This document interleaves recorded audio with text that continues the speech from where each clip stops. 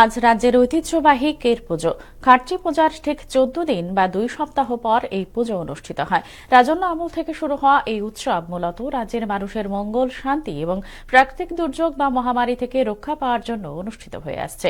একটি প্রতিবেদন। ত্রিপুরার অন্যতম প্রাচীন রাজকীয় ঐতিহ্য কের পুজো আজ প্রথা ও রীতি মেনে অনুষ্ঠিত হয়েছে। খার্চি পুজোর ঠিক 14 দিন পর পালিত এই পুজোর মূল উদ্দেশ্য রাজ্য ও রাজ্যবাসীর শান্তি, সমৃদ্ধি এবং অশুভ শক্তি, মহামারী ও প্রাকৃতিক দুর্যোগ থেকে সুরক্ষা কামনা।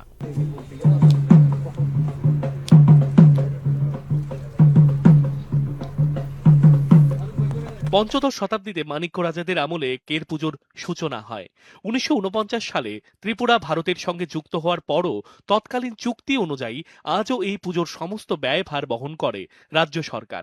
উজ্জয়ন্ত প্রাসাদ সংলগ্ন নির্ধারিত গণ্ডির মধ্যে প্রাচীন নিয়ম মেনে আজ সম্পন্ন হয় পূজার আনুষ্ঠানিকতা। প্রথা অনুযায়ী গণ্ডির বাইরে থেকেই পূজা প্রত্যক্ষ করেন ভক্তরা। পূজা উপলক্ষে উপস্থিত ছিলেন মুখ্যমন্ত্রী অধ্যাপক ডাক্তার মানিক সাহা, রাজ্য বিজেপির সভাপতি ও বিধায়ক অভিষেক দেবরায়, বিজেপির সাধারণ সম্পাদক বিপিন দেববর্মা সহ অন্যান্য বিশিষ্টজনেরা উপস্থিত ছিলেন। মুখ্যমন্ত্রী বলেন, কের পুজো মূলত বাস্তু পুজো।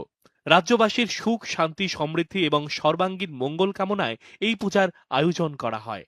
তিনি কের পুজো উপলক্ষে সকল রাজ্যবাসীকে শুভেচ্ছাও জানিয়েছেন।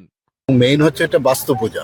বাস্তু পূজা উপলক্ষে কেয়ার মানেই বাস্তু পূজা হিসাবে একটা গণ্ডি দেওয়া, এবং মেইন যে উদ্দেশ্য রাজন্য আমল থেকে এটা হতো, তার যে উদ্দেশ্য হচ্ছে ত্রিপুরার মানুষ যাতে শান্তিতে থাকতে পারে, মানুষের যেন যে কোনো মহামারী হোক বা যে কোনো রোগ শোক হোক, বন্যা হোক বা যে কোনো ডিজাস্টার হোক, তার থেকে বাঁচার জন্যই এই পুজো হয়ে আসছে। রাজ্য বিজেপির সভাপতি অভিষেক দেবরায় বলেন, অশুভ শক্তির বিনাশ এবং শুভ শক্তির প্রতিষ্ঠার প্রার্থনাই কের পুজোর মূল তাৎপর্য। এই ঐতিহ্য ত্রিপুরার সংস্কৃতি ও বিশ্বাসের গুরুত্বপূর্ণ অংশ। মূলত অশুভ শক্তি যেন বাড়ি ঘরে প্রবেশ না করতে পারে, তাহলে বাড়ির বাউন্ডারির পূজা। মূলত এটা বাস্তু যে বিষয় আছে, বাস্তু দেবতা তারই পূজা। তো এখানে কোনো অশুভ শক্তি, কারোর জন্য কোনো অমঙ্গল না হয়, তার জন্য এই পূজা সাধারণত আমরা করে থাকি। বিজেপির সাধারণ সম্পাদক বিপিন দেববর্মা জানান, শুধু রাজনীতি নয়, রাজ্যের বিভিন্ন গ্রাম ও পাহাড়ি এলাকাতেও একই সঙ্গে কের পুজো অনুষ্ঠিত হচ্ছে। সর্বত্রই রাজ্যবাসীর মঙ্গল ও শান্তি কামনা করা হচ্ছে। বিশেষ করে আমাদের রাজন্য আমলে রাজবাড়ি বা নিজের যে বাসস্থান সেটাকে সুরক্ষিত করার জন্য, অশুভ শক্তির কাছ থেকে রক্ষা করার জন্য আমরা বিশেষ করে কের পূজা তথা আমরা বাংলাতে বাস্তু দেবতা যাকে আমরা বলি, এই বাস্তু দেবতার পূজা হয়। সেখানে প্রচলিত আমাদের গ্রাম পাহাড়েও, শুধু আগরতলা নয়, গ্রাম পাহাড়েও আজকের দিনে প্রত্যেকটা গ্রামের যারা আমাদের প্রবীণ নাগরিকরা, বরিষ্ঠ ব্যক্তিরা এই কের পূজা করে থাকে। কের পুজোর ইতিহাস, তাৎপর্য এবং প্রাচীন রীতিনীতি সম্পর্কে বিস্তারিত তুলে ধরেন পূজার দায়িত্বে থাকা পুরোহিতরা। এটা রাজ আমলের পুজো। খার্চি পূজার শুক্লা অষ্টমীতে খার্চি পুজো শুরু হয় আষাঢ় মাসে, তারপর 7 দিন পর এই কের পূজাটা হয়।